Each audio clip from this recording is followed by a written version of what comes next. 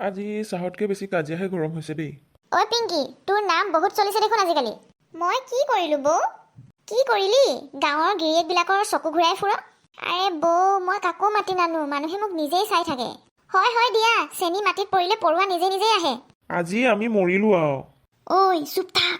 বৌ, আপোনাৰ গিৰিয়েৰে মোক চাই থাকিলে তাত মোৰ কি দুখ? এতিয়া মোৰ গিৰিয়েৰেহে দুখী হ'লগে। মই না গান গাওঁ, মই না নাচো, তথাপিতো মোক দেখিলে কাৰোবাৰ কাৰোবাৰ জিভা ওলাই থাকে। ঐ লালা, জিভা ওলোৱা মানুহজন তই নহয় নেকি?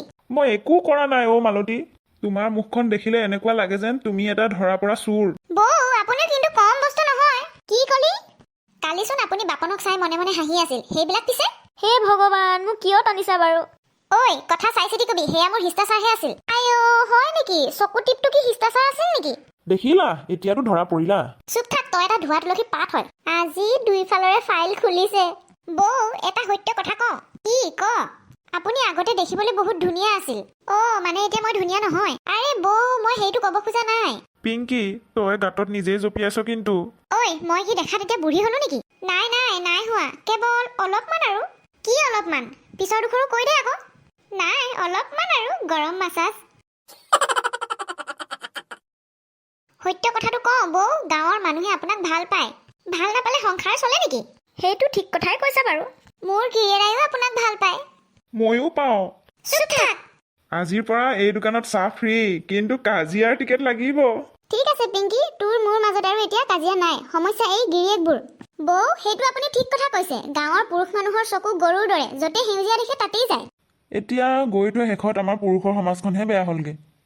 চবেই দেখিলি নহয় এতিয়া দুইজনী কেনেকে একেলগে হ'ল। অ' দেউতা, আজি আমি বাচিম নে বাৰু? ঐ লালা, তই বৰ লাফিছ নেকি আজিকালি? মই কি কৰিলো আকৌ? কি কৰিলো মানে? দিনটো চাহ দোকানত বহি বোৱাৰীৰ আলোচনা যে কৰি থাক।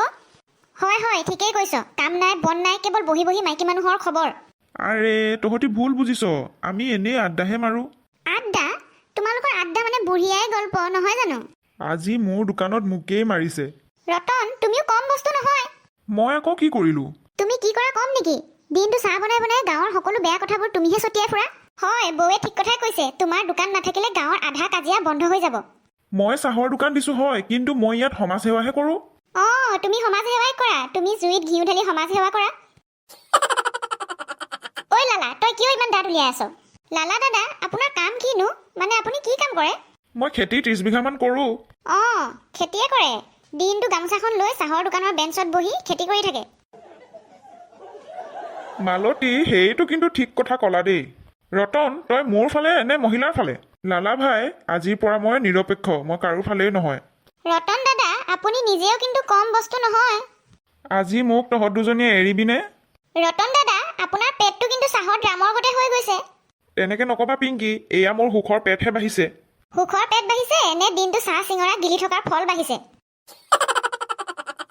লালা দা, আপুনিও কিন্তু দেখাত কম হোৱা নাই। আপোনাক দেখিলে এনেকুৱা লাগে যেন ধানৰ বস্তা এটাত গামোচা এখন পিন্ধাই দিছে। মই দেখাত ইমান বেয়া নেকি? বেয়া নহয়, কেৱল অলপ গধূলি বেলা মহিষাসুৰৰ দৰে।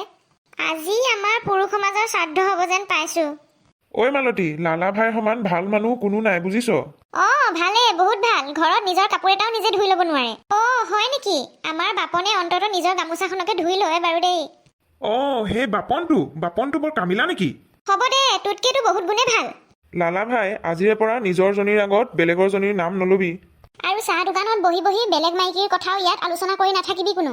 নহ'লে ঝাৰু বাহনি চব ৰেডি আছে আমাৰ হাতত।